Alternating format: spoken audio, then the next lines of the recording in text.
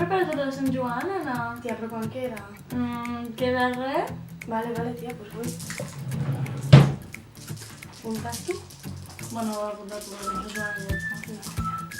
Ai, Anna, els petardos. Ostres, clar, tia, és veritat, que és Sant Joan. Vale, doncs petardos... Bengales. M'encanten les bengales, jo ho sé. Però de colors o normals? De colors, i és que m'encanten. Saps què em van explicar l'altre dia al col·le? O sigui, estàvem a classe de química, saps el tigre que Sí. doncs ens va explicar que... O sigui, ens va explicar el perquè de cada bengala és d'un color diferent. I és el típic que, no sé, ho trobes la cosa més normal del món i després t'ho expliquen i dius, És veritat? sí. Ai, jo vull saber-ho, Anna. Vale, fem la llista i després t'ho explico, vale?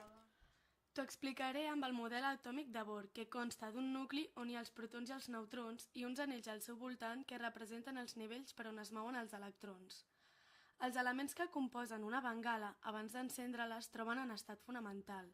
En el moment que l'encenem, provoquem una reacció que fa que els electrons d'aquests elements s'excitin i es produeixin les anomenades transicions electròniques, en les que els electrons passen d'un nivell inferior a un superior. En aquest procés, els àtoms que absorbeixen energia d'una longitud d'ona determinada per cada element, fet que fa que cada element desprengui llum d'un color diferent. Quan registrem la llum que no ha estat absorbida pels àtoms, obtenim l'espectre d'absorció.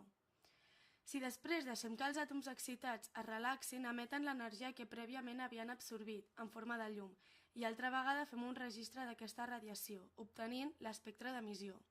Per tant, és lògic que siguin complementaris. La radiació que havien absorbit en un principi, que no es veia contemplada en l'espectre d'absorció, serà la mateixa que s'emetrà en l'espectre d'emissió.